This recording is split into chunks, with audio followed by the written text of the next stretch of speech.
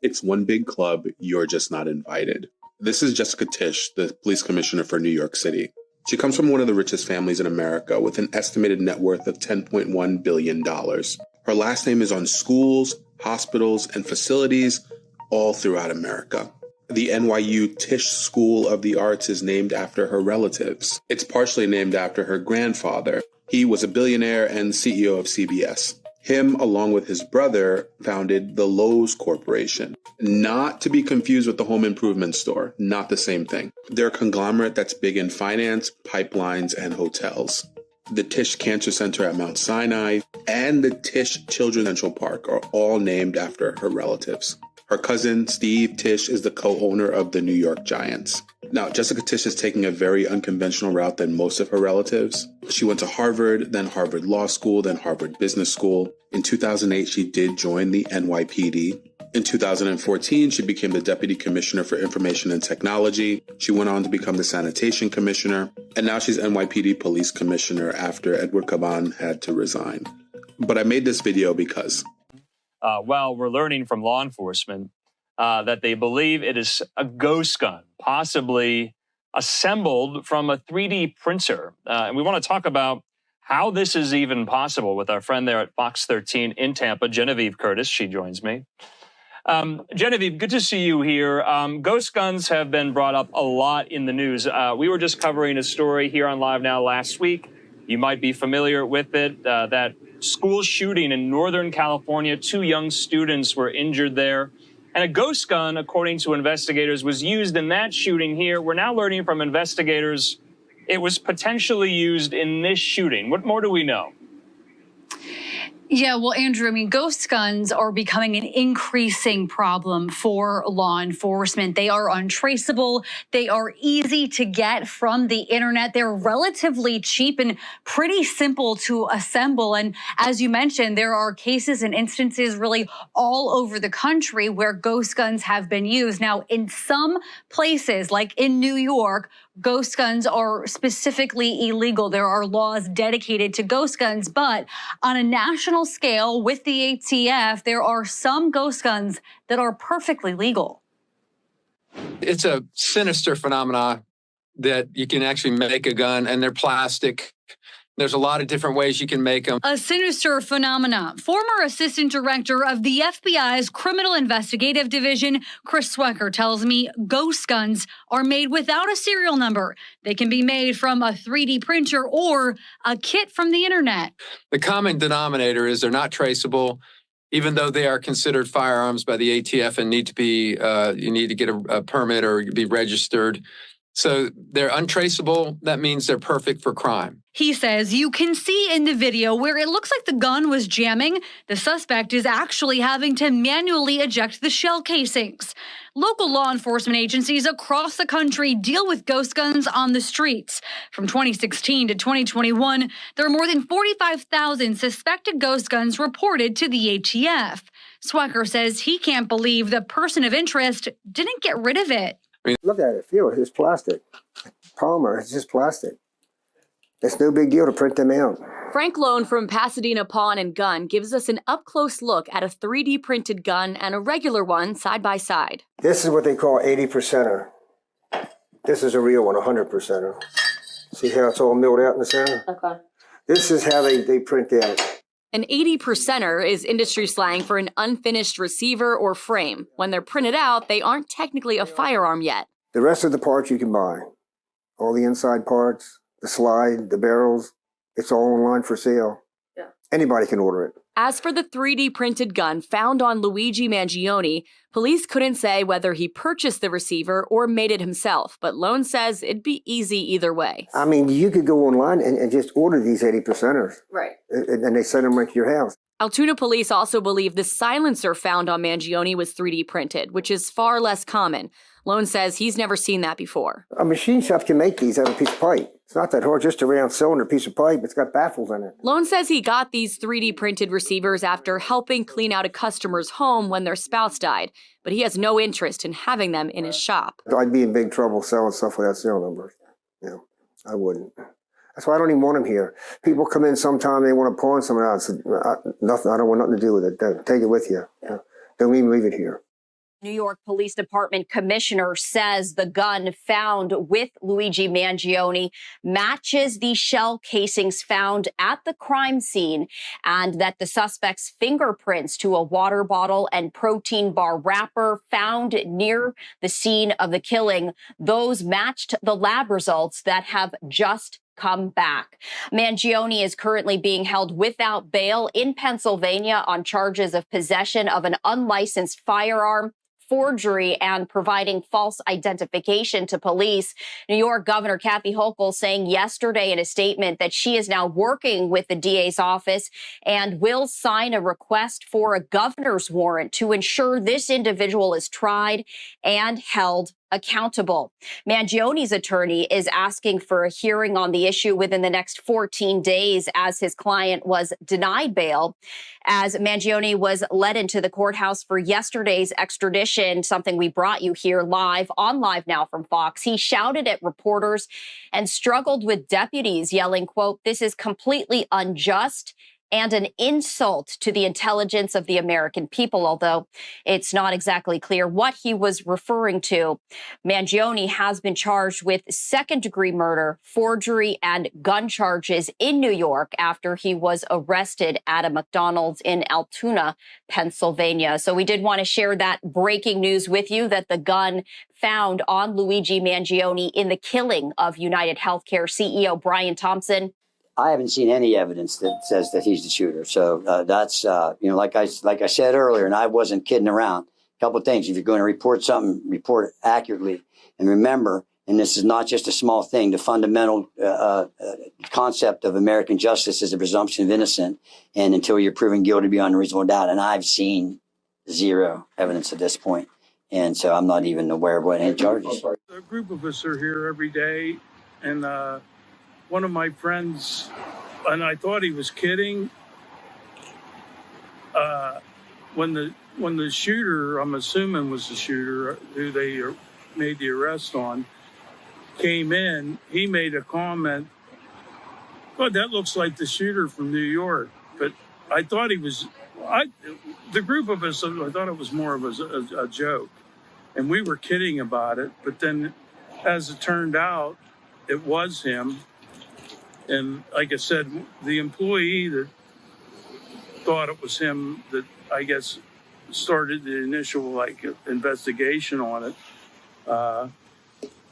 I talked to her later. I said, "Was I here when he came in?" And she goes, "Yeah." And she goes, "Actually, you and your friends and all were making a joke, almost like saying, And that's pretty much about it. I mean, he went to the rear of the store and sat. Now, the FBI, NYPD, and McDonald's know they are dead wrong for denying this lady that led to this man's arrest the money that they promised her. Jurors, come on in, let's talk about it. I always say that no good deed goes unpunished. Nobody knows that more than Nancy Parker, who is our CEO sniper snitch. So the FBI announced that there was a $50,000 award for anyone who gave information that would lead to the arrest of the person who killed the CEO. On top of that, NYPD promised an additional $10,000 to someone who gave information leading to the capture of Luigi. So in order to get the reward from the FBI, Nancy would have to be nominated by the relevant authority, which in this case is NYPD. And in order to get the NYPD reward, she would have had to contact them through the hotline, not through 911, which is what she did. Can you believe that they are now saying they are not going to pay this lady the money? Then it gets worse. So apparently, because people knew that of the McDonald's that she worked at, a lot of people started going to that McDonald's Google reviews, leaving 1-star horrible reviews, even though it had nothing to do with the actual McDonald's.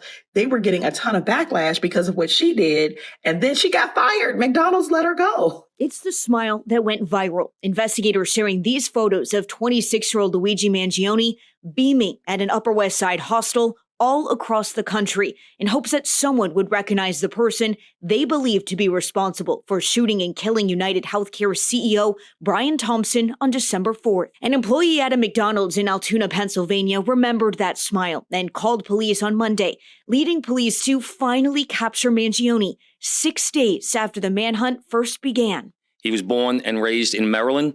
We know he has ties to San Francisco, California. and his last known address was Honolulu, Hawaii. He has no prior arrest history in New York. The Towson, Maryland native went to a prestigious private school in Baltimore and graduated valedictorian in 2016. Mangione also graduated from the University of Pennsylvania in 2020 with both a bachelor's and a master's degree in engineering for computer science and math. These photos on his X account show off his smile, a love for adventure, and his posts suggest an interest in health. He reshared different theories about society. Police say when they arrested him, they found a ghost gun, similar to the one seen in the surveillance video capturing Thompson's death, thousands of dollars in cash, multiple fake IDs, and a personal manifesto.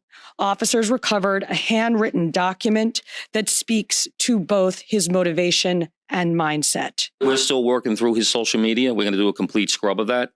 Preliminarily, like I said, he seems that he has some ill will toward corporate America. Multiple reports say in the document, Mangione allegedly wrote, quote, "I do apologize for any strife and trauma, but it had to be done." Earlier in the investigation, law enforcement officers suggested the gunman might have been trying to send a message. The words deny, depose, and defend were written on shell casings left behind at the scene of the shooting. These words are similar to a 2010 book written also critical of healthcare insurance companies. Luigi Mangione's family runs a nursing home empire that's been hit with fines and accused of abuse. DailyMail.com can exclusively reveal that Lorien Health Services, where the alleged gunman volunteered in his teens, has faced criticism, citations, and federal fines. According to reports, one of the assisted living homes in Maryland was forced to pay a $40,000. Luigi Mangione is set to not receive anything from his grandmother, and he's being cut out of the $30 million will. His arrest has seemingly cost him his grandmother's $30 million fortune, thanks to a provision in her will disinheriting anyone charged with a crime. The documents insinuate the amount might be much higher than $30 million and could even be north of $100 million, though it doesn't say exactly how much she left behind when she passed in 2023. Unfortunately for Luigi, he might have just thrown away his chunk of the family fortune. This is because the money was put in a trust, where the trustees, one of whom is Luigi's father, Louis, have the power to make distributions. But there's a specific provision about being charged with a crime that would seemingly prevent him from getting a penny. The document states the trustees can withhold the money if the person who would receive it has been charged, indicted, convicted of, or pleads guilty to a felony. Because of this, it means that Luigi is set to miss out on everything. People online are speaking up on this. One fan said, "I can't say I feel sorry for him. If he's guilty of what he's accused of, then he deserves to face the consequences, financial or otherwise." Another fan said, "This is a bit excessive though. Shouldn't everyone have a chance to redeem themselves? Maybe he's innocent, or maybe he'll learn from his mistakes. Cutting him off completely seems harsh." And finally, one more fan said, "I'm not surprised by this. Rich people are always trying to control their families even after they're gone. It's sad that Luigi's grandmother couldn't just trust him to make his own choices." For this video's comment question, does he deserve the inheritance? Before you go, be sure to give this video a thumbs up and subscribe. This is the home of Luigi Mangione, the suspect in the shooting of United Health CEO Brian Thompson, located in Maryland. According to recent disclosures from his family, there has been a significant twist in the case. Mangione's parents revealed that he became emotionally unstable after undergoing a traumatic back surgery. Investigators found that his severe back issues and negative experiences in the healthcare industry were key factors in the incident. Following the surgery, his growing frustration with the healthcare system, especially United Health, intensified. A photo he shared on X showing an X-ray with 4 spinal needles may have further fueled his anger. Mangione's reading list included books on chronic back pain, such as Crooked, Outwitting the Back Pain Industry, and Getting on the Road to Recovery and Why We Get Sick, The Hidden Epidemic at the Root of Most Chronic Disease, and How to Fight It. These factors suggest his deep resentment toward the healthcare industry, which ultimately led him to target Thompson. No wonder Luigi Mangione had a mental breakdown in court. Brian Thompson's creepy decision made the talented Luigi lose $100 million in family property and become an outcast of the family. When Luigi Mangione was arrested, contrary to his calm appearance at McDonald's, he suddenly seemed to break down, shouting and even almost having a physical conflict with the escorts. However, after learning about this incident, all of Luigi's family members expressed great shock, and it seemed that there was no other reaction except for this short statement of shock. It's rumored that Luigi has become estranged from his relatives. All of this was caused by the spinal surgery in 2023. It seems that Luigi had always been troubled by back pain, which prevented him from doing strenuous exercise and even from falling in love. Luigi's classmates said that he had participated in group discussions of the American healthcare system, but he didn't show any restless or angry behavior. After the spinal surgery, Luigi seemed to vanish into thin air. Neither his classmates nor his family could get in touch with him, and even his mother had already posted a missing person notice. The actions of United Healthcare have been seen by everyone, and many people suspect that the insurance company might not have done its best to help Luigi, and Luigi once said that he had to abide by all the rules of the family. Even his left-handedness was forcibly required by his mother to be changed. Luigi might have always dreamed of solving the spinal problem and being recognized by the family, but Brian seemed to have shattered his dream. Apple suggested that Luigi Mangione had killed himself after an Apple intelligence feature grouped multiple BBC articles into one notification, which read, "Luigi Mangione shoots himself." The BBC were quick to point out that it isn't the first time, referring to when a New York Times generated notification last month suggested Israeli Prime Minister Benjamin Netanyahu had been arrested. Homicide. It doesn't take a genius to realize that Manhattan is covered with cameras. And in this case, the suspect is actually a genius. There's a story here. It's just not that simple. Luigi Mangione, the Untold. Did he get convicted? Maybe I missed something. What is this? Like, the untold story? You don't even know the story. Making it a whole documentary, investigative story when you barely know what happened. It's ABC and Hulu doing this. I remember Hulu did some shit like this last time. I forget what it was. Maybe it was a school shooting or something happened. And Hulu like rushed a documentary out. Y'all need to slow down.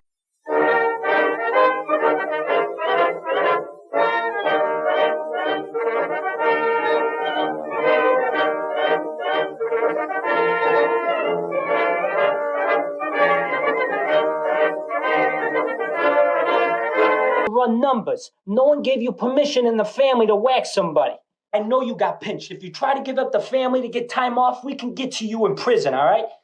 What were you doing at McDonald's? If you want to eat, you go to an Italian restaurant. Nobody gets pinched at an Italian restaurant.